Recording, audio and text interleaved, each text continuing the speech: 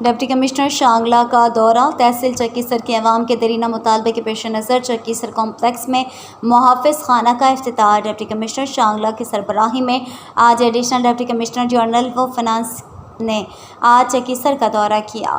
Assistant commissioner چکیسر doctor Hamid صدیق نے وفد کو خوش آمدید کہا اور محافظ خانے کے قیام پر بریفنگ دی۔ اس موقع پر محافظ خانہ کا افتتاح کیا گیا، جس سے عوام الناس جن کو زمینی کاغذات عکس فیلڈ بک موصول کرنے کے لیے الپوری جانا پڑتا تھا، اب تحصیل کمپلیکس چکیسر میں ہی سرکاری ریٹ پر وصول کر سکتے ہیں، جس سے عوام الناس کی کرایہ زائد خرچ، وقت کے ضیاع اور دیگر تکالیف سے نجات یقینی ہو گیا ہے۔ تحصیل چکیسر میں ریکارڈ روم کے بننے سے ایک دیرینہ محرومی ختم ہو چکی ہے، جو کہ انشاءاللہ آنے والی نسلوں تک مفید ثابت ہوگا۔